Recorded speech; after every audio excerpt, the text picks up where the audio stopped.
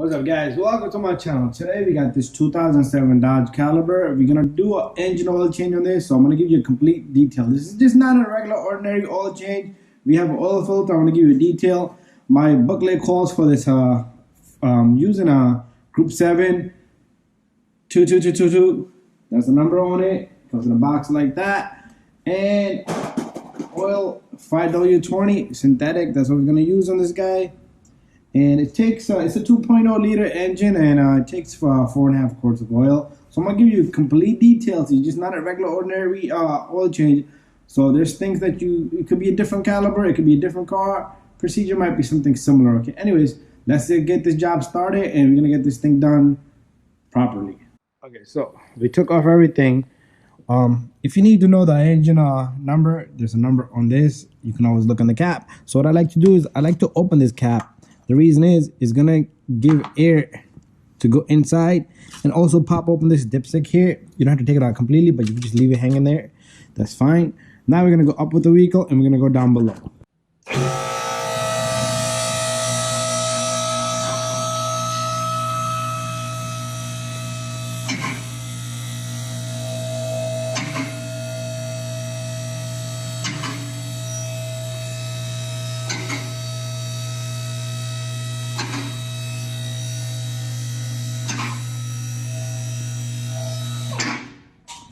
So when you up in there, just make sure you're safer than the vehicle. And vehicle does have lifting points, which is here, and then the same thing in the front, and same thing on the opposite side. Follow all the precaution and check your manual book before you lift the vehicle, and be safe underneath the vehicle. Same thing on this side.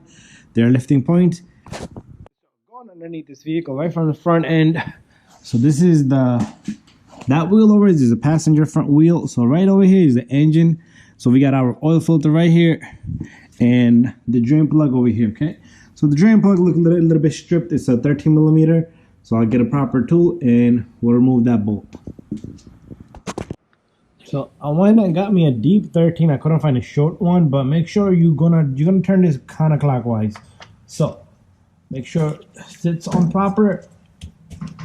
Okay, and that's not gonna help us there, and it's stuck, and my ratchet is giving me trouble. I walked into trouble. Yeah, with this ratchet, I walked into trouble. Snap-on guy hasn't been here.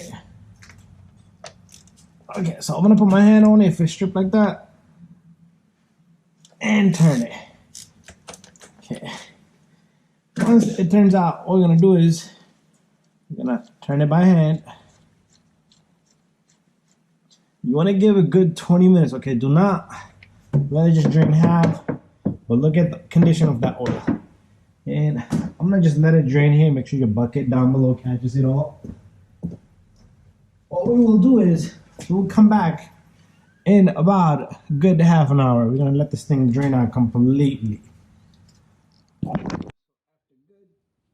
20 minutes. What you want to do is we're gonna put this back together. Okay, you do want to inspect your drain plug for any damages and threads, and you're gonna stick this back onto the oil pan. Make sure you catch the threads properly, and what we're gonna do is we're gonna tighten this little guy. Okay, just hand tight. Okay, a lot of people like to torque it, but I don't see no need.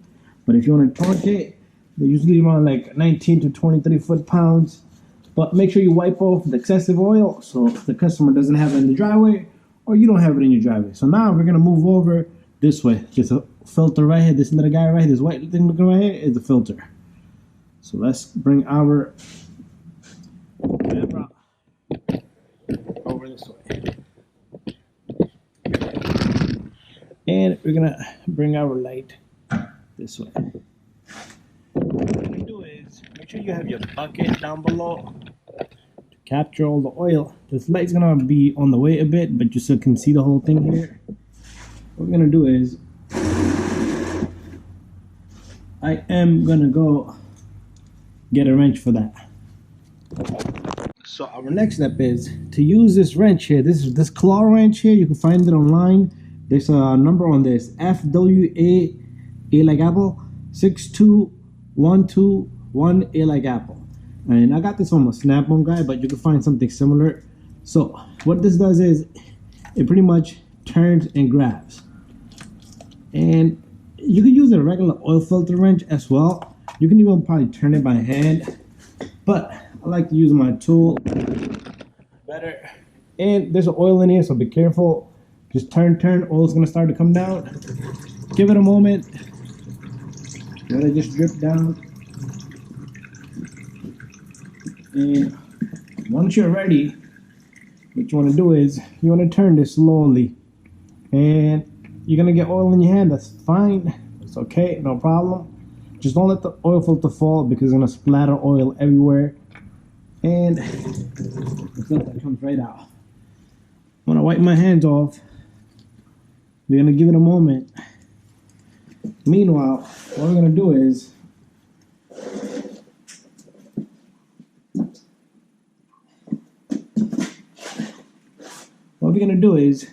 we're gonna grab our new filter,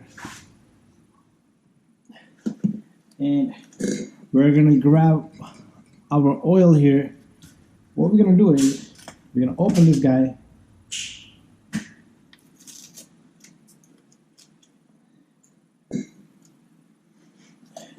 What you want to do is you want to put some oil inside this filter.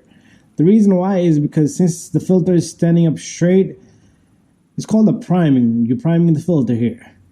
So let the oil some in there and let it sit for a while. Go back at it.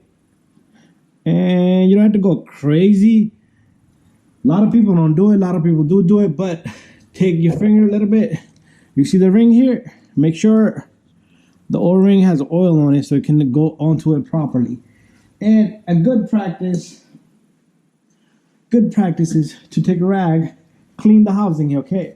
A lot of times the oil filter seal will stay behind. That's a big no-no, big trouble. You don't want that. Clean the oil filter housing as much as you can. Make sure it's nice and clean. And then we're gonna take our new filter and we're gonna catch the threads. Once you catch the threads, you can simply just turn it just like that. Hand tighten the crap out of this. Don't put no wrench on it. Hand tight is just perfectly good. Bada bing, bada boom. Any excessive oil, you want to wipe down the filter and everything, and you're good to go. And now we're gonna put the oil from the top. So we're up on the top now. We're gonna take a funnel. We're gonna put the funnel right there. Put your dipstick, not yet. You know what? Let's leave the dipstick in there. The reason is I moved it too forward, because now we're gonna take 4 1/2 quart. Remember, we already put some in there, so we're not gonna actually be putting more than 4 1/2 of the bottles. So we're gonna put 1. Go slow. Give it some time. It's gonna breathe from the dipstick end, so that's why I said don't not put the dipstick in. So hopefully you guys learned a few things from this, and you should be able to do oil change on your own. And this is what's expected of any mechanic. And usually before they end up anything, they do check all the fluids, your brakes and everything while you're underneath. Those are the few things that you can take a look at yourself. I do have videos on how to do that. And 21-point inspection. Anyways, this is quart number 2. Just take your time, okay?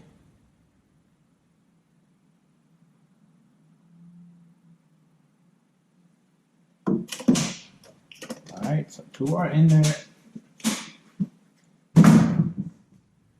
And here comes number 3. This car has about 79,000 miles on it, and we're still okay to use the same oil. A lot of people would like to change oil depending on the high mile on the car, but I gotta give the customer what the vehicle calls for. Oil change is very critical. A lot of components on this vehicle. A lot of times you will have a check engine light on just because your oil is dirty or you don't have enough in there. And mechanic can, I gotta pick up that piece of paper, throwing all of it onto the ground. A lot of times you will have a misfire because the VVTi solenoid is not working properly, and it's very important. You can damage the engine, so make sure you keep an eye on your oil and do it on time. So there you go. We have 4 quarts in there. And we're gonna work with this last quart, which we already put in the filter about that much. So I'm gonna go about 2 more lines down. And we're gonna leave it right there. That looks good. Anyways, guys, after you're all done, make sure you reset your light because the light is not gonna reset itself. And if your vehicle has it, some vehicles have it, some don't have it. So that's that. What we're gonna do is we're gonna put this thing back down. Dipstick, make sure you put the dipstick in.